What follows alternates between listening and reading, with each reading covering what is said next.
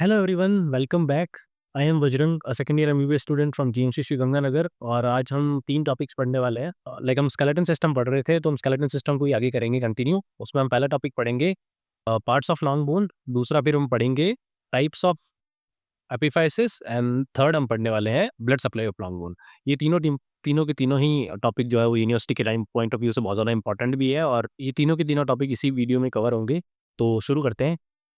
Let's get to the screen. तो पहले हम जो कल हमने पढ़ा था उसको हम एक बारी देखेंगे। उसके अंदर एक दो चीज़ें हैं जो हमें को ऐड ऑन करनी है, और एक डायग्राम मेरे को दिखाना है आपको। उसके बाद हम आज का पढ़ेंगे। पहले तो मैंने मतलब पिछले वीडियो में सिस्टमोइड बोन पढ़ाई थी। उस सिस्टमोइड बोन के अंदर ना मैंने टेला और पिसिफॉर्म के ना मतलब ये नहीं बताया था कि वो कौन सा टेंडन से डेवलप होता है। तो ये भी इंपॉर्टेंट है वैसे, वाया वगैरह पूछ लेते हैं। तो टेला जो है वो डेवलप होती है from the tendon of quadriceps femoris muscle. Important, ठीक है। और जो पिसिफॉर्म है वो डेवलप होती है from the tendon of flexor कार्पाई अल्नारिस। अभी जो मसल्स वगैरह हैं ये हम अपर लिम्ब की मसल है, ये फोरआर्म की मसल है। जब हम फोरआर्म वगैरह पढ़ेंगे तो वहाँ पे मसल्स वगैरह बहुत ज़्यादा डिटेल में है। ये अभी बस याद करो इसको कि ये वाली क्वाड्रिसेप्स फेमोरिस से मतलब के टेंडन से डेवलप होती है। और ये पिसिफॉर्म जो है वो डेवलप होती है from the tendon of flexor कार्पाई अल्नारिस। Flexor कार्पाई अल्नारिस, चलो ठीक। और ये मैंने ऑसिफिकेशन का भी बताया था, तो इसके एग्जांपल्स भी मैंने दे दिए इधर अभी। पिछली बार मैंने एग्जांपल्स नहीं दिए थे, तो एग्जांपल्स भी देख लो। इंट्राकार्टिलेजिनस ऑसिफिकेशन का एग्जांपल है थोरेसिक। अपना जो ये रिब्स वगैरह है वो इंट्राकार्टिलेजिनस ऑसिफिकेशन के थ्रू ऑसिफाई होती है, ठीक है। इंट्रा मेम्ब्रेनस के अंदर हमारा फ्रंटल बोन हो गई, और लाइक पैराइटल बोन्स वगैरह ये वाली इंट्रा मेम्ब्रेनस से होती है। इससे रिलेटेड एक पॉइंट है जो आगे आएगा अभी, फंक्शनली पढ़ेंगे तो वहाँ पे भी थोड़ा बहुत है। फिर मेम्ब्रेनो कार्टिलेजिनस ऑसिफिकेशन से क्लेविकल है, ये भी इंपॉर्टेंट पॉइंट है ना। क्लेविकल मेम्ब्रेनो कार्टिलेजिनस ऑसिफिकेशन से बनती है। अब ये इसका एक इंपॉर्टेंट पॉइंट है, जब क्लेविकल बोन पढ़ते हैं हम अपर लिम्ब के अंदर, तो उसका एक ही पॉइंट है ना, मतलब याद रख।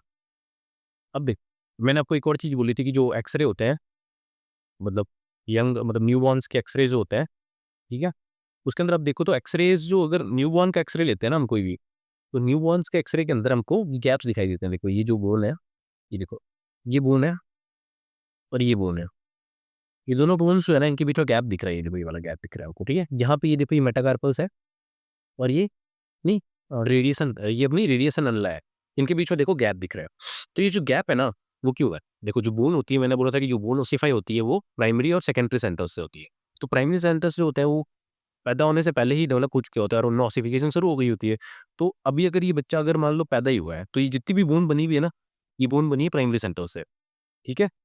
और अब जो नई बून का फॉर्मेशन होगा, या फिर जो नए कुछ सेंटर्स होंगे जहाँ पे भी ऑसिफिकेशन होना शुरू हो जाएगा, उन सेंटर्स को हम क्या बोलते हैं? Secondary centre. तो ये सेकेंडरी सेंटर्स अभी तक ऑसिफाई हुए नहीं है, इसलिए यहाँ पे गैप दिखाई दे रहा है। जब अडल्ट होता है तो उसके अंदर यहाँ पे गैप नहीं होता है, यहाँ पे बून बन चुकी होती है। तो ये बून जो होती है वो जो बून होती है, नई बून, वो किस कैसे बनती है? वो सेकेंडरी सेंटर्स ऑसिफाई हो जाते हैं, तो वो पूरी कंप्लीट बून। ये 2 चीज़ें मेरे को ऐड करनी थी कल वाले लेक्चर के अंदर। अब हम आज का पढ़ना शुरू करते हैं। ओके। तो आज का जो पहला टॉपिक है, 3 टॉपिक्स में से पहला टॉपिक है वो है पार्ट्स ऑफ लॉन्ग बोन। अब अपनी जो लॉन्ग बोन होती है ना, देखो उसके अंदर सबसे पहले एक शाफ्ट होता है, ठीक है। शाफ्ट ही, ठीक है, इसको बोलते हैं शाफ्ट। शाफ्ट का दूसरा नाम डायाफाइसिस, ठीक है।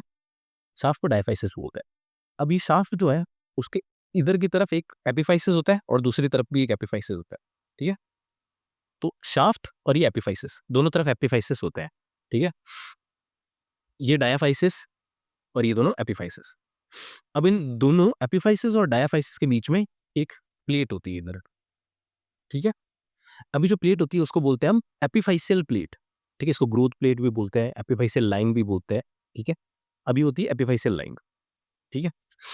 अभी जो अपना एपिफाइसियल लाइन है ना, ये बनती है, या फिर ग्रोथ प्लेट बोल लो इसको। ग्रोथ प्लेट जो होती है वो हाइलन कार्टिलेज की बनती है, ये बोन की नहीं, लाइक ये बोन नहीं होती है, ये हाइलन कार्टिलेज, ठीक है। अब जो ये हाइलन कार्टिलेज जो होती है, ये धीरे-धीरे ऑसिफाई होती रहती है, और ये ऑसिफाई होके बोन बनती रहती है। लाइक इसके अंदर ऑसिफिकेशन होता रहता है, और ये हाइलन कार्टिलेज ये एक तरह से इंट्रा कार्टिलेजिनस ऑसिफिकेशन है ना, क्योंकि ये कार्टिलेज है, हाइलन कार्टिलेज जो है वो ऑसिफाई हो रही है, और वो क्या बोलते हैं? बोन बन रही है। अब एक इंपॉर्टेंट चीज़ है कि जो एपिफाइसियल लाइन है ना, ये दोनों तरफ होती है। इस तरफ भी है, लाइक इस तरफ भी है और इस तरफ भी है। तो जब इनिशियली बोन होती है, जो न्यूबॉर्न की बोन होती है, वो दोनों तरफ उसके एपिफाइसियल प्लेट्स होती है। बट क्या होता है कि धीरे-धीरे क्या होता है ना, एक एपिफाइसियल प्लेट अर्ली ऑन फ्यूज़ हो जाती है, ठीक है? तो मान लो ये वाली जो मतलब एपिफाइसियल प्लेट है वो फ्यूज हो चुकी है कंप्लीटली। तो अब एक ही एपिफाइसियल प्लेट बच गई। अब जो एपिफाइसियल प्लेट बच जाती है ना लेटर, लाइक एक तो फ्यूज हो चुकी है, जो बच रही है ना उस एंड को बोलते हैं growing end of the bone. ठीक है, क्योंकि देखो बोन जो होती है वो दोनों तरफ से लंबी हो रही होती है, ठीक, बट एक तरफ से ज्यादा लंबी होगी क्योंकि एक तरफ का एपिफाइसियल प्लेट जो है वो जल्दी फ्यूज हो जाएगा बोन के साथ, तो वो फिर और तो क्या ऑसिफाई होगा। एक तरफ की अभी भी ऑसिफाई होती रहती है, तो एक तरफ से ज्यादा लंबाई होती है। तो बोन दोनों तरफ से लंबी होती है बट एक तरफ से ज्यादा लंबी होती है क्योंकि उस तरफ की एपिफाइसियल प्लेट अभी तक फ्यूज नहीं हुई होती, वो लिट्रॉन जब एकदम अडल्ट मतलब काफी ज्यादा हो चुका होता है तब वो जाके फ्यूज होती है। ठीक है, अब देखो, अब इसमें देखो ये है डायाफाइसिस, ठीक है, जिसको शाफ्ट भी बोलते हैं हम। ये है अपना एपिफाइसिस, दोनों तरफ है, और ये है अपना एपिफाइसियल प्लेट जिसको हम ग्रोथ प्लेट भी बोलते हैं। ठीक है, अभी एपिफाइसियल प्लेट जो है this is made up of hyaline cartilage, here ossification takes place and it converts to bone, ये बोन में कन्वर्ट हो जाता है। ठीक है, अब जो डायाफाइसिस जो है ना, देखो डायाफाइसिस के जो एपिफाइसियल एंड्स होते हैं ना, लाइक जो डायाफाइसिस है ना उसका जो एपिफाइसिस की तरफ वाला एंड है ना, दोनों के दोनों, ये देखो ये डायाफाइसिस है, इसका ये वाला एंड जो है ये एपिफाइसिस की तरफ है, और ये वाला भी एपिफाइसिस की तरफ है। तो डायाफाइसिस का एपिफिशियल जो एंड होता है ना, ठीक है, उसको बोलते हैं मेटाफाइसिस।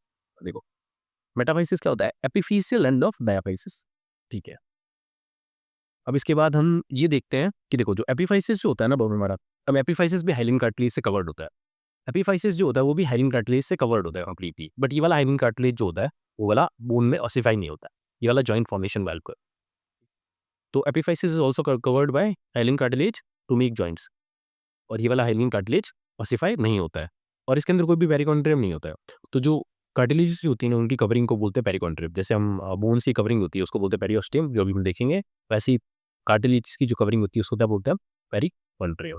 ठीक है, अब देखो, अब अपन ने देख ली बोन, अब बोन की कवरिंग जो होती है उसको क्या बोलते हैं, पेरियोस्टियम। ठीक है, तो हम पेरियोस्टियम देखने वाले हैं। तो ये अपना क्या था, डायाफाइसिस था। अब इस डायाफाइसिस के पैरेलल में क्या चलती है, पेरियोस्टियम। पेरियोस्टियम कवर करता है डायाफाइसिस को, बट ये एपिफाइसिस को कवर नहीं करता है, इस तरफ नहीं जाता है ये।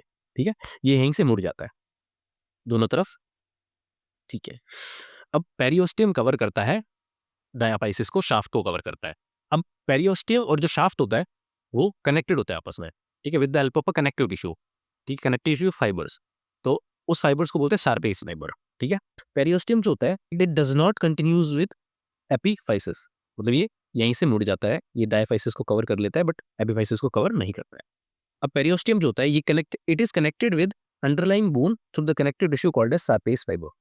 तो ये जो लाल लाल कलर के बना रखे हैं मैंने, ये लाल लाल कलर के जो बना रखे हैं ये है सारपेस फाइबर। ठीक है, तो अब ये चीज़ मैंने बता दी आपको कि epiphyseal plate is present in both the ends but one fuse earlier and become bone, and other end other where epiphyseal plate is still present is called as growing in the bone. ठीक है, और इस तरफ क्या होता है, the bone will grow in both the direction, like ये important point है कि द बोन जो है वो दोनों पॉइंट डायरेक्शन के अंदर ग्रो करती है, but it will grow more in one direction, और उस डायरेक्शन को क्या बोल देते हैं, उस एंड को the bone will grow more in one and, from one and, और उस एंड को क्या बोल देते हैं, growing end of the bone. ठीक है, अब देखो अगर मान लो बोन है, अब बोन के अंदर फ्रैक्चर होता है, ठीक है, तो बोन टियर होती है या बोन में फ्रैक्चर होता है, तो पूरी की पूरी बोन जो है ना उसके अंदर केवल पेरियोस्टियम ही एक ऐसी मतलब जगह है या फिर पार्ट है बोन का जिसके अंदर पेन फाइबर्स होते हैं, like pain sensitive, like nerve fibres जो होते हैं ना जो पेन को सेंस करते हैं, वो बाकी बोन में वो वाले नर्व फाइबर्स नहीं होते जो पेन को सेंस करने वाले nerve fibres only in only periosteum में प्रेजेंट होते हैं। कहाँ पे, पेरियोस्टियम में। तो अगर जब बोन फ्रैक्चर होती है तो पेरियोस्टियम टियर होता है या फिर स्ट्रेच होता है, उस पेरियोस्टियम के स्ट्रेच या फिर टियर होने की वजह से हमको दर्द होता है। ठीक है, बाकी बोन के अंदर अगर क्रैक आए तो ज़्यादा दर्द नहीं होगा, अभी मान लो बोन है वो पेरियोस्टियम ऐसा कैसा है पर बीच से टूट गई है, बट उसमें पेन नहीं होगा। पेरियोस्टियम टियर होता है, उससे हमको दर्द होता है। तो periosteum of the bone is sensitive to pain, only part of the bone having pain fibres, so when fracture occurs pain is due to the tearing of periosteum. ठीक है, चलो, अब जो बोन है मान लो, ठीक है, उस बोन को मान लो हमने ऐसे काट दिया, लाइक उसका एक सेक्शन काटा हुआ है। अब ये जो बोन है वो अगर हम सेक्शन काटेंगे तो हमें कैसे दिखेगी, तो लेट्स से कि ये फीमर है, ठीक है, ये फीमर है, इसको काट दिया, तो काटने के बाद यहाँ से ऐसे काट दिया ना, छील दिया इसको हमने पूरा, तो बोन के अंदर क्या होता है ना कि लोग जो बाहर का जो रीजन होता है ना थोड़ा सा, ये रीजन होता है कॉम्पैक्ट बोन। क्या होता है? Compact bone. और जो बीच का रीजन है ना पूरा, और ये जो ऊपर वाला रीजन वगैरह है, ये होता है स्पंजी बोन। ठीक है, कॉम्पैक्ट बोन को हम कॉर्टिकल बोन भी बोलते हैं और स्पंजी बोन को हम ट्रेबरकुलर बोन भी बोलते हैं। तो स्पंजी बोन को हम ट्रेबरकुलर बोन भी बोलते हैं। ठीक है, तो कॉम्पैक्ट बोन होती है बाहर की तरफ। ठीक है, ये देखो ये वाला जो रीजन है वो कॉम्पैक्ट बोन है कंप्लीटली। ठीक है, और कॉम्पैक्ट बोन अंदर की तरफ स्पंजी बोन होती है। तो जो कॉम्पैक्ट बोन होती है ना, ठीक है, वो हार्ड होती है काफी ज्यादा, और स्पंजी बोन काफी लूजली अरेंज होती है। अब ये पूरा का पूरा स्पंजी बोन वाला पार्ट है। ठीक है, अब कॉम्पैक्ट बोन के अंदर की तरफ जो स्पंजी बोन है उसके पार्ट के अंदर यहाँ पे एक कैविटी प्रेजेंट होती है। उस कैविटी को बोलते हैं मेडुलरी कैविटी। ठीक है, मेडुलरी कैविटी जो एडल्ट्स के अंदर मेडुलरी कैविटी जो होती है वो कंटेन करती है yellow bone marrow. Yellow bone marrow क्या स्टोर करती है? फैट। ठीक है, एडिपोज टिश्यू को स्टोर करती है। तो अडल्ट्स के अंदर जो मेडुलरी कैविटी होती है बोन्स की, वो फैट को स्टोर करती है, एडिपोज टिश्यू को स्टोर करती है, और उसको क्या बोलते हैं? Yellow bone marrow. Spongy bone के अंदर क्या होता है? रेड बोन मैरो होता है। ठीक है, और रेड बोन मैरो में क्या होता है? हीमोपोइसिस होता है। हीमोपोइसिस मतलब होता है कि अपने बॉडी के अंदर जो ब्लड सेल्स होते हैं ना, आरबीसी, डब्ल्यूबीसी, प्लेटलेट्स, ये सब बनते हैं, उसको बोलते हैं हीमोपोइसिस। ठीक है, तो हीमोपोइसिस कहाँ होता है? रेड बोन मैरो में होता है। ठीक है, जो कि स्पंजी बोन में होती है। एक मेडुलरी कैविटी बीच में नहीं होती, जो एंड्स होते हैं ना उनके अंदर स्पंजी बोन होती है। जब बच्चा होता है ना, बच्चे के अंदर पूरे के पूरे में लाइक मेडुलरी कैविटी के अंदर भी रेड बोन मैरो ही होती है। बट जैसे जैसे अडल्ट होता जाता है, मेडुलरी कैविटी के अंदर येलो बोन मैरो रिप्लेस कर देता है रेड को, और जो हीमोपोइसिस होती है वो केवल एंड्स पे ही सीमित ही होती है। Okay, a newborn baby only has red bone marrow and that keeps on depleting and is replaced by yellow bone marrow in adults. चल, अब एक बार ये डायग्राम्स देख लो। सो ये अपना कॉम्पैक्ट बोन है जिसको कॉर्टिकल बोन भी बोल देते हैं, ये वाला। ठीक है, एंड्स। इसके बाद ये जो पूरा का पूरा है, ये जो बाहर ये अंदर वाला जो है वो है soft spongy bone. Spongy bone को ट्रेबरकुलर बोन भी बोलते हैं। ठीक है, ओके। अब हम दोनों को एक एक थोड़ा सा जूम करके देख लेते हैं। ये वाला पार्ट जो है हम हिस्टोलॉजी के अंदर ज़्यादा डिटेल में बढ़ते हैं वाला, ये फिलहाल मैं जस्ट एक बेसिक आइडिया। अब ये जो ब्रांच स्ट्रक्चर्स दिख रहे हैं ना, उनको हम बोलते हैं ट्रेबरकुले। ठीक, और ये जो ट्रेबरकुले हैं ये काफ़ी लूजली अरेंज्ड है, और ये मैच्योर बोन सेल्स से मिलके बने हुए होते हैं, और मैच्योर बोन सेल्स को क्या बोलते हैं? ऑस्टियोसाइट्स। अब ये जो ट्रेबरकुले हैं वो काफ़ी लूजली अरेंज्ड है, तो उनके बीच में गैप होता है, उसको बोलते हैं मैरोस्पेसिस। ये गैप जो दिख रहा है ये है मैरोस्पेसिस। अब मैरोस्पेसिस जो होती हैं उनके अंदर क्या होता है? हिमेटोपोइटिक सेल्स होते हैं और फैट सेल्स होते हैं। हिमेटोपोइटिक सेल्स क्या करते हैं? ब्लड सेल्स बनाते हैं, आरबीसी, डब्ल्यूबीसी वगैरह बनाते हैं, और फैट सेल्स फैट को स्टोर करते हैं। अब देखो, अब ये जो ट्रेबरकुले है, ये दीज आर, ये अगर जूम करके देखते हो तो ये डॉट डॉट डॉट डॉट दिख रहे हैं। अब ये क्या है? ये ऑस्टियोब्लास्ट सेल्स है, एक्टिव ऑस्टियोब्लास्ट सेल्स। ठीक, अब ऑस्टियोब्लास्ट सेल्स क्या करते हैं? ये ऑस्टियोब्लास्ट सेल्स जो होते हैं active active osteoblast cells produced osteoids. देखो ऑस्टियोइड क्या होता है ना कि ऑस्टियोइड होता है ऑर्गेनिक कंपाउंड होता है, लाइक ऑर्गेनिक मटेरियल होता है जो कि नॉन मिनरलाइज होता है यहाँ पे। ठीक है, तो एक तरह से जब भी मान लो लाइक ऑस्टियोब्लास्ट सेल्स कब एक्टिवेट होता है? जब बोन का फॉर्मेशन करना होता है। तो जब बोन का फॉर्मेशन करना होता है तो बोन का मिनरलाइजेशन जो होता है ना, बोन को बनाना, ठीक है, उस समय ऑस्टियोइड हेल्प करता है। ठीक है, ये वाला जो पोर्शन है वो ऑस्टियोइड है। ऑस्टियोइड हेल्प करता है बोन के फॉर्मेशन के अंदर। ठीक है, जब भी मान लो पुरानी बोन के मटेरियल को निकालना होता है और नई बोन को फॉर्म करना होता है, तो उस समय ऑस्टियोइड हेल्प करता है मिनरलाइजेशन और डीमिनरलाइजेशन वगैरह में। ठीक है, तो ये हो गया हमारा बेसिक बेसिक एकदम बता दिया मैंने आपको कि स्पंजी बोन के अंदर क्या क्या होता है। अब है अपनी कॉम्पैक्ट बोन। अब कॉम्पैक्ट बोन को ध्यान से देखो अगर इधर, तो कॉम्पैक्ट बोन जो है उसको कवर कौन कर रही है? यहाँ पे पेरियोस्टियम कवर कर रहा है, और ये पेरियोस्टियम देखो इसके द्वारा कनेक्टेड टिश्यूज के द्वारा, कनेक्टेड टिश्यू फाइबर्स के द्वारा कनेक्टेड है, और उनको क्या बोलते हैं हम? सारपेस फाइबर। अब ये जो कॉम्पैक्ट बोन है ना, उसके अंदर ये आपको कैनाल्स दिख रही है, ये देखो ये छोटी सी कैनाल है। ठीक है, इन कैनाल को बोलते हैं हम हेवर्सियन कैनाल्स। ठीक है, और हेवर्सियन कैनाल्स के अंदर क्या होता है ना कि जो कैपिलरीज हो गई या फिर जो नर्व्स हो गई छोटी मोटी, या फिर लिम्फेटिक्स वगैरह हो गए, वो सब इसके अंदर ट्रेवल करते हैं। जो ये हेवर्सियन कैनाल जो होती है वो, उसके चारों तरफ ये कंसेंट्रिक सर्कल्स दिख रहे हैं, उनको बोलते हैं हम हेवर्सियन सिस्टम्स। हेवर्सियन सिस्टम जो होते हैं वो भी बोन टिश्यू के ही बने हुए, कौन से सेल्स? ऑस्टियोसाइट्स, ऑस्टियोसाइट्स के बने हुए। ठीक है, देखो एक जो ब्लड वेसल है वो यहाँ से आ रही है, सप्लाई कर रही है। ठीक है, और एक ब्लड वेसल यहाँ से आ रही है और ये इनको सप्लाई कर दिया, देखो, ठीक है। तो ये दोनों अलग अलग ब्लड वेसल्स है और ये हम देखेंगे फिर blood supply of long bone आएगा तब देखेंगे।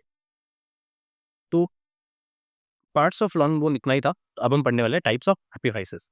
देखो, हमने पढ़ा डायफाइसिस और ऊपर जो होते हैं दोनों तरफ वो होते हैं एपिफाइसिस। अब एपिफाइसिस जो होता है वो 4 टाइप। पहला प्रेशर एपिफाइसिस, दूसरा ट्रैक्शन एपिफाइसिस, तीसरा एबरेंट एपिफाइसिस, चौथा एटाविस्टिक एपिफाइसिस। कौन कौन से? Pressure, traction, aberrant, atavistic. ठीक है, चलो एक एक करके देखते हैं। प्रेशर एपिफाइसिस क्या होता है? देखो, वो पोर्शन ऑफ द एपिफाइसिस होता है जो कि प्रेशर को होल्ड करता है, जिसके ऊपर प्रेशर एक्सर्ट होता है। ये जनरली कौन सा होता है? Articular surface of the bone होता है। ठीक है, मान लो फीमर का है तो फीमर जैसे हम खड़े होते हैं तो प्रेशर लगता है ना, तो जिस पोर्शन पे प्रेशर लगता है ना उस पोर्शन को हम बोलेंगे प्रेशर एपिफाइसिस। अब pressure epiphysis generally articular surface of the bone होता है। Pressure epiphysis part of the bone that will take pressure, जो प्रेशर लेता है ऑफ कोर्स। अब articular part of the bone होगा ना विच मेक्स द जॉइंट, जो जॉइंट बनाता है उधर ही तो प्रेशर लगता है। ठीक, example head of humerus, head of femur, condyles of tibia. अभी हेड ऑफ ह्यूमरस क्या होता है, हेड ऑफ ये फीमर क्या होता है, कॉन्डाइल्स ऑफ टिबिया क्या होता है, ये सब हम इंडिविजुअल बोन्स पढ़ेंगे तब देख लेंगे। बट ये है जनरली ये हेड, ठीक है, ये हेड, ये फीमर है, फीमर का ये वाला हेड है, ठीक है। तो ये प्रेशर एपिफाइसिस हो गया। अगला है ट्रैक्शन एपिफाइसिस। अब देखो ट्रैक्शन एपिफाइसिस क्या होता है ना कि ये ट्रैक्शन से बनता है, मतलब खिंचाव से बनता है, पुल से बनता है। अब कोई भी दो बोन्स है, अब बोन्स की मूवमेंट करानी है, हमको हाथ वाथ की मूवमेंट करानी है, तो मसल्स कॉन्ट्रैक्ट होते हैं तभी वो मूवमेंट होती है। और मसल्स जो होते हैं बोन से डायरेक्टली तो अटैच होती नहीं है, वो अटैच होती है with the help of a tendon. तो टेंडन से अटैच होती है। अब जो टेंडन लगा हुआ है बोन के ऊपर, वो जब हम मूवमेंट करते हैं तो टेंडन खींचता है, बोन को खींचता है। तो जहाँ पे टेंडन जुड़ा हुआ है ना, उसके खिंचाव की वजह से जो एपिफाइसिस बनता है उसको क्या बोलते हैं? Traction epiphysis. ठीक है, तो ट्रैक्शन एपिफाइसिस क्या होता है? Epiphysis developed because of the pull of the muscle. Muscle directly तो अटैच होगी नहीं, तो टेंडन और लिगामेंट। It's non articular. देखो, अब ट्रैक्शन जो है नॉन आर्टिकुलर है, लाइक ये दो बोन्स जब जॉइंट बनाती है तो वहां पे तो नहीं लग रहा, क्योंकि मसल वहां तो नहीं लगती ना, मसल तो साइड में नहीं लगती है बोल के, यहाँ तो नहीं लगेगी। जो आर्टिकुलर सरफेस होता है वहां तो नहीं लगेगी। तो जो ट्रैक्शन एपिफाइसिस होता है वो आर्टिकुलर सरफेस नहीं होता, articular part of the bone नहीं है वो, बट वो प्रेजेंट होता है जनरली आर्टिकुलर पार्ट के पास। ठीक है, so it is close to the pressure epiphysis but non articular. Example greater and lesser trochanter of femur and greater and lesser tubercle of humerus. तो ये भी हम पढ़ेंगे जब हम ह्यूमरस पढ़ेंगे, तो ग्रेटर ट्यूबरकल क्या होता है, लेसर ट्यूबरकल क्या होता है, ये सब वहाँ पे अपने आप ही पढ़ लेंगे। एग्जाम्पल है फिलहाल के लिए, मैं थोड़ी देर में बता दूंगा। अगला है एटाविस्टिक एपिफाइसिस। एटाविस्टिक एपिफाइसिस क्या होता है ना कि ये दूसरे एनिमल्स के अंदर ये इंडिविजुअल बोन्स होती है, ठीक है, बट ह्यूमंस के अंदर ये बोन्स का रिमेनेंट, उन्हीं बोन्स का रिमेनेंट बच गया। तो वो रिमेनेंट जो है, ठीक है, वो एपिफाइसिस बन चुका है। तो एग्जाम्पल इसका देख लो, कोराकोइड प्रोसेस ऑफ स्कैपुला। अब स्कैपुला के अंदर एक कोराकोइड प्रोसेस होती है, उसको भी डिटेल में हम पढ़ेंगे जब वो स्कैपुला पढ़ेंगे तब। बट फिलहाल ये याद रखो कि कोराकोइड प्रोसेस ऑफ स्कैपुला जो होता है, कोराकोइड मतलब होता है क्रो की वीक, तो क्रो की वीक की तरह दिखता है ये रहा, एक क्रो की वीक की तरह दिखता है, इसलिए बोलते हैं इसको coracoid process of scapula. So these are individual bones in another animals, but in humans we just have residuals of these bones. ठीक है, अगला एंड लास्ट एपिफाइसिस है एबरेंट एपिफाइसिस। ठीक है, एबरेंट का मतलब होता है अनयूजुअल। ठीक है, अब अनयूजुअल कैसे कि फॉर एग्जांपल अब मैंने बताया लॉन्ग बोन्स के अंदर दोनों तरफ एपिफाइसिस होता है, ठीक है, बट जो मिनिएचर लॉन्ग बोन्स होती हैं उनके अंदर एक ही तरफ एपिफाइसिस होता है। तो अब जो अपने ये जो मेटाकार्पल्स है, तो इन मेटाकार्पल्स का क्या होता है ना कि एक तरफ एपिफाइसिस है ना, तो जो जो यूजुअल साइट्स होती है ना, वहाँ पे अगर एपिफाइसिस है तो एबरेंट एपिफाइसिस उसके अंदर है ही नहीं। लाइक एबरेंट एपिफाइसिस हर एक इंसान के अंदर नहीं होता है, वो कुछ कुछ के अंदर ही होता है। ठीक है, बाकी के तीनों एपिफाइसिस सब में होते हैं, बट ये जो लास्ट एपिफाइसिस है वो हो भी सकता है, नहीं भी हो सकता है, may be present, can be present और कैन नॉट बी प्रेजेंट। तो होता क्या है कि हमारे जो मेटाकार्पल्स है, ठीक है, उनके अंदर क्या होता है, एक फिक्स जगह होती है, मतलब लाइक नॉर्मली यूजुअली क्या होता है, फिक्स जगह पे, लाइक अपने थंब के अंदर, थंब का जो मेटाकार्पल है उसके अंदर नीचे की तरफ होता है, और बाकियों के अंदर ये जो बाकी के फिंगर्स के जो मेटाकार्पल्स है उनके ऊपर की तरफ होता है। ये उनकी यूजुअल साइट है एपिफाइसिस की प्रेजेंट होने की। बट अगर ये वाला मेटाकार्पल का जो एपिफाइसिस है वो बेस पे, मतलब नीचे की तरफ ना प्रेजेंट होकर ऊपर की तरफ प्रेजेंट हो, ठीक है, और इनका ऊपर की तरफ ना प्रेजेंट होकर नीचे की तरफ प्रेजेंट हो, तो उसको हम क्या बोल देंगे, एबरेंट एपिफाइसिस, क्योंकि वो अनयूजुअल जगह पे प्रेजेंट है, लाइक उसकी जो ओरिजिनल लोकेशन है वहां ना होके दूसरी जगह प्रेजेंट है। मे बी मान लो अपनी क्लास के अंदर 100 में से एक ना एक ऐसा बच्चा हो ही सकता है जिसके अंदर मान लो ये अपनी लोकेशन चेंज कर ले और उसके अंदर वो एबरेंट एपिफाइसिस प्रेजेंट होगा। तो एबरेंट एपिफाइसिस क्या होता है? It is not usually present but might be present.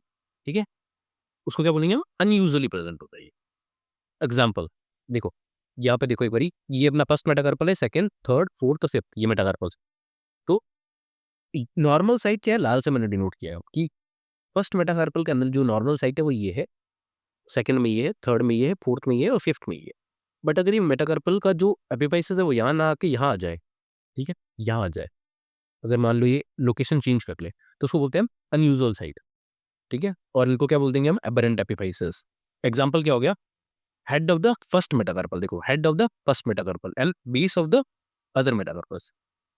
अगर मैंने यहाँ पे क्या एबरेंट एपिफाइसिस का एग्जांपल पूछा है, अगर पूछा होता कि नॉर्मल साइट क्या है, तो हम क्या बोलते हैं? Base of the first metacarpal and head of the other four metacarpals. But यहाँ पे पूछा है एबरेंट एपिफाइसिस का कौन सा एग्जांपल पूछा है, तो एबरेंट क्या होगा? अनयूजुअल। तो क्या होगा? Head of first metacarpal and base of other four metacarpals. ठीक है, तो अभी एपिफाइसिस का थोड़ा सा डायग्राम देख लेते हैं इधर। ये अपना ह्यूमरस है, ठीक है, और ये क्या है? ग्लिनोइड कैविटी है। ठीक है, अब ये जो पार्ट है वो आर्टिकुलेट हो रहा है, तो ये कौन सा एपिफाइसिस है? प्रेशर एपिफाइसिस, क्योंकि यहाँ पे प्रेशर लग रहा है। ठीक है, ये जो है वो प्रेशर एपिफाइसिस के पास ही है बट ये आर्टिकुलेट नहीं कर रहा है। और यहाँ पे मसल्स जुड़ी होती है, यहाँ पे टेंडन्स जुड़े होते हैं, वाया मसल्स। तो यहाँ पे ट्रैक्शन की वजह से, पुल की वजह से एपिफाइसिस बनता है, और उनको हम क्या बोलेंगे? Traction epiphysis. ये है ग्रेटर ट्यूबरकल, ये है lesser tubercle of the humerus ball. तो यहाँ पे इसको ट्रैक्शन एपिफाइसिस बोलेंगे। और ये क्या कोरोगोइड प्रोसेस है? तो कोरोगोइड प्रोसेस क्या है? एटाविस्टिक एपिफाइसिस। तो अभी हमने एपिफाइसिस पढ़ी है, तो एपिफाइसिस यही थे, 4 epiphysis: pressure, traction, atavistic, aberrant. अब अगला टॉपिक हम पढ़ने वाले हैं blood supply of long bone. तो blood supply of long bone के अंदर हम सबसे पहले ये देखते हैं। देखो, अब मैंने बताया था कि जो बोन होते हैं उसके पार्ट्स जो बता दिए मैंने आपको। अब ये वाला शाफ्ट है पूरा का पूरा, ठीक है, ये वाले अपने एपिफाइसिस है, ठीक है, और इस तरफ क्या प्रेजेंट है? एपिफिशियल प्लेट या फिर ग्रोथ प्लेट प्रेजेंट है। अभी जो ग्रोथ प्लेट होती है वो क्या है? हाइलिन कार्टिलेज की बनी हुई है, और ये एक तरफ ही प्रेजेंट है अभी फिलहाल, क्योंकि ये अडल्ट की डोर है, तो एक तरफ प्रेजेंट है। तो जिस तरफ ये प्रेजेंट होती है उसको क्या बोलते थे हम? Growing end of the bone. तो ये वाला growing end of the bone. ठीक है, चलो, तो अब शाफ्ट के अंदर जो ब्लड सप्लाई है ना, या फिर हम ऐसे बोलते हैं कि जो बीच में जो यहाँ पे देखो क्या होता है ना, कि जो शाफ्ट है ना उसके अंदर क्या होता है? एक न्यूट्रिएंट फोरामेन होता है, उसके अंदर एक छेद होता है। ठीक है, हर बोन के अंदर क्या होता है? एक छेद होता है, उस छेद को हम बोलते हैं न्यूट्रिएंट फोरामेन। ठीक है, अब ये छेद इस तरह इस डायरेक्शन में भी हो सकता है या फिर इस डायरेक्शन में भी हो सकता है, दोनों डायरेक्शन में हो सकता है। तो ये न्यूट्रिएंट फोरामेन की पहले तो डायरेक्शन क्या होती है, उसकी एक ट्रिक है। वो क्या है? ये देखो, know direction of the nutrient foramen, ये इंपॉर्टेंट है। इसकी ट्रिक है to the elbow I go, from the knee I flee. ठीक है, कि एल्बो की तरफ जाता है न्यूट्रिएंट फोरामेन की डायरेक्शन, और नी से दूर जाता है। ठीक है, जैसे फॉर एग्जांपल ह्यूमरस बोन है अगर, तो ह्यूमरस बोन के अंदर जो जो न्यूट्रिएंट फोरामेन है वो किस तरफ जाता है? एल्बो की तरफ जाता है। तो न्यूट्रिएंट फोरामेन मान लो ये आर्टरी है, न्यूट्रिएंट आर्टरी है, तो ये इस तरह ऐसे घुसती है, लाइक ऐसे डायगोनल में ऐसे ऐसे नहीं घुसती, ऐसे घुसती। तो अभी न्यूट्रिएंट फोरामेन की, सॉरी, न्यूट्रिएंट फोरामेन की डायरेक्शन जान के हम क्या कर सकते हैं? हम growing end of the bone का पता कर सकते हैं। तो growing end of the bone होता है वो अपोजिट डायरेक्शन में होता है न्यूट्रिएंट फोरामेन की डायरेक्शन के। तो हमें न्यूट्रिएंट फोरामेन की डायरेक्शन तो पता है, न्यूट्रिएंट फोरामेन की डायरेक्शन की ट्रिक क्या है? To the elbow I go, from the knee I flee, मतलब इधर से इधर की तरफ और इधर से इधर की तरफ। ठीक है, और लेग के अंदर नी से दूर। अब देखो, मैं बोलता हूँ, मेरे को अगर आप बताओ ह्यूमरस बोन का ग्रोइंग एंड किस तरफ है, अब इसकी न्यूट्रिएंट फोरामेन की डायरेक्शन है टू द एल्बो, तो इसका ग्रोइंग एंड क्या होगा? उसके अपोजिट, मतलब इस तरफ। ठीक है, हेड की तरफ। ठीक है, और अगर मैं टिबिया और फिबुला की ग्रोइंग एंड की बात करूं, तो इनका जो न्यूट्रिएंट फोरामेन है वो एल्बो की तरफ जा रहा है, तो अपोजिट यहाँ। तो रिस्ट वाली साइड पे इनके क्या होता है? ग्रोइंग एंड होता है। ठीक है, तो ये एक इंपॉर्टेंट पॉइंट है। उसके बाद हम वापस से होता है अभी, तो न्यूट्रिएंट देखो, अब न्यूट्रिएंट फोरामेन के अंदर से एक न्यूट्रिएंट आर्टरी जाती है, और न्यूट्रिएंट आर्टरी अंदर जाती है, और वो दो में डिवाइड हो जाती है। एक है उसकी असेंडिंग ब्रांच, एक है उसकी डिसेंडिंग ब्रांच। ठीक है, और ये ऊपर जाके ऐसे हेयर पिन स्ट्रक्चर बना लेती है, ठीक है। एंड आर्टरीज वो होती है जो एंड में जाके वो खत्म हो जाती है, वो किसी और आर्टरी के साथ एनास्टोमोसाइज नहीं करती। एनास्टोमोसिस क्या होता है ना कि देखो, एक आर्टरी है और ये दूसरी आर्टरी है, ये दोनों आर्टरीज आके यहाँ पे फ्यूज हो रही है ना, तो उसको बोलते हैं एनास्टोमोसिस। आगे हम पढ़ेंगे ये। तो दो आर्टरीज जब आके फ्यूज होती है तो उसको बोलते हैं एनास्टोमोसिस। बट जो आर्टरी एनास्टोमोसाइज हो ही ना, जो आर्टरी आए और खत्म हो जाए, लाइक वो दूसरी आर्टरी के साथ एनास्टोमोसाइज नहीं हो रही है, तो उसको उस आर्टरी को हम क्या बोलेंगे, एंड आर्टरी। तो ये एक तरीके एंड आर्टरी है। तो लॉन्ग बोन्स की जो न्यूट्रिएंट आर्टरी है वो एंड आर्टरी होती है, ठीक है। हेयर पिन शेप बनाती है इधर, ओके। तो ये न्यूट्रिएंट आर्टरी थी, ये दो में डिवाइड हो गई, ठीक है। अब ये न्यूट्रिएंट आर्टरी जो है, अब अपना जो कॉम्पैक्ट बोन होता है ना, ये कॉम्पैक्ट बोन है, ये कॉम्पैक्ट बोन है। इस कॉम्पैक्ट बोन का जो इनर टू थर्ड है ना, अंदर का टू थर्ड जो पोर्शन है, उसको कौन सप्लाई करता है, न्यूट्रिएंट आर्टरी, ठीक है। आउटर वन थर्ड बच गया, उसको कौन सप्लाई करती है, पेरियोस्टल आर्टरीज। अब देखो, जो पेरियोस्टल आर्टरीज होती है ना, ये अलग अलग आर्टरीज आती है अलग अलग जगहों से, और ये पेरियोस्टल आर्टरीज बनाती है, ठीक है। अलग अलग पेरियोस्टम, ये पेरियोस्टम को सप्लाई करती है। अब ये जो पेरियोस्टल आर्टरीज होती है ना, ये सप्लाई करती है पेरियोस्टम को और outer one third compact bone. तो कॉम्पैक्ट बोन का आउटर वन थर्ड को ये सप्लाई करती है, और इनर टू थर्ड को सप्लाई करती है न्यूट्रिएंट आर्टरी। चलो, अब जो अगर मान लो मैं बोलूँ कि किसी बोन के अंदर पेरियोस्टम ही नहीं है, तो अगर पेरियोस्टम ही नहीं है तो वहाँ पे ब्लड सप्लाई नहीं होगी, और अगर ब्लड सप्लाई नहीं होगी तो ब्लड जो है वो न्यूट्रिएंट्स वगैरह ट्रांसपोर्ट करता है। तो अगर न्यूट्रिएंट्स वगैरह आएंगे ही नहीं, अगर हीलिंग ही नहीं होगी फिर वहाँ पे, तो इसलिए फ्रैक्चर्स ही नहीं होते। तो जिन बोन्स के अंदर पेरियोस्टियम नहीं होता है, उनके अंदर हीलिंग नहीं होती है, ठीक है ना। नी अगर मान लो नी क्या है, जैसे मान लो अपनी टेला है, टेला एक क्या है, सिसामोइड बोन है। सिसामोइड बोन कैसे बनती है, टेंडन के टेंडन के ऑसिफाई होने से बनती है, ठीक है। It develops in the tendon of the quadriceps femoris. तो अगर मान लो वो टूट जाए, फ्रैक्चर हो जाए, तो वो हील नहीं होगी। क्यों नहीं हील होगी, क्योंकि उसके अंदर पेरियोस्टियम ही नहीं है। ठीक। तो पेरियोस्टियल आर्टरीज जो होती है सप्लाई करती है outer one third of the compact bone को, ठीक है। Healing of the fracture is mainly due to these. These arteries are responsible for the healing of the fracture. अब देखो, हमने देख लिया कि भाई कॉम्पैक्ट बोन को इनर वन थर्ड को कौन इनर टू थर्ड को कौन सप्लाई करता है और आउटर वन थर्ड को कौन सप्लाई करता है, ठीक है। अब हम देखते हैं मेटाफाइसिस को। मेटाफाइसिस के लिए अलग से आप मेटाफाइसियल आर्टरीज आती है दोनों तरफ से, तो मेटाफाइसिस को ये सप्लाई कर देती है। एपिफाइसिस के लिए अलग से आर्टरी आती है जिसको हम बोलते हैं एपिफाइसियल आर्टरी, इधर भी आएगी एपिफाइसियल आर्टरीज। कार्टिलेजिस की कोई भी ब्लड सप्लाई नहीं होती है, ठीक है। कहीं पे भी अपनी बॉडी में कोई भी कार्टिलेज है, उसकी कोई ब्लड सप्लाई नहीं होती है। तो अगर कार्टिलेजेस ब्रेक हो जाते हैं हमारे अंदर, तो हील नहीं होती, क्योंकि हमें ब्लड सप्लाई नहीं है। तो but growing end of the bone जो है, उधर हाइलिन कार्टिलेज से बना, ये ग्रो प्लेट तो हाइलिन कार्टिलेज की बनी है, और इनके अंदर ऑसिफिकेशन हो रही है। तो ऑसिफिकेशन अगर हो रही है, अगर ये ग्रो कर रही है, डेवलप हो रही है, तो उसके लिए ब्लड सप्लाई चाहिए। तो यहाँ पे ब्लड सप्लाई कैसे होता है, ये जो मेटाफाइसियल आर्टरीज वगैरह आती है ना, और या जो ये असेंडिंग ब्रांच है, इस मेटाफाइसिस से जो ब्लड है वो डिफ्यूज होता है इधर की तरफ, और ये एपिफाइसिस से भी ब्लड जो है वो डिफ्यूज होता है। तो ये जो डिफ्यूज्ड ब्लड होता है वो हेल्प करता है बोन के फॉर्मेशन के अंदर। तो ग्रोथ प्लेट जो होती है वो हेलिन कार्टिलेज की बनी हुई है, and cartilages have no blood supply but need blood for the development, क्योंकि उनको डेवलप बोन का ऑसिफिकेशन के लिए उनको ब्लड तो चाहिए। तो ये कहाँ से लेते हैं, गेट वाया डिफ्यूजन, डिफ्यूजन से ये ब्लड ले लेती है, ठीक है दोनों तरफ। चलो, तो पूरा का पूरा हमने पढ़ लिया, एक बार वापस समराइज कर लेते हैं। शाफ्ट के अंदर न्यूट्रिएंट फोरामेन होता है। न्यूट्रिएंट फोरामेन जो होता है उसकी डायरेक्शन जो होती है, उसकी एक ट्रिक है। उसकी ट्रिक क्या है, to the elbow I go, from the knee I peek. तो न्यूट्रिएंट फोरामेन की डायरेक्शन होगी। अब न्यूट्रिएंट फोरामेन की अपोजिट डायरेक्शन में क्या होता है, growing end of the bone होता है। अब न्यूट्रिएंट फोरामेन जो होता है, उससे न्यूट्रिएंट आर्टरी अंदर जाती है शाफ्ट के, और न्यूट्रिएंट आर्टरी दो में डिवाइड हो जाती है, असेंडिंग ब्रांच और डिसेंडिंग ब्रांच, और ये ऊपर जाके हेयर पिन शेप्ड स्ट्रक्चर बना ले।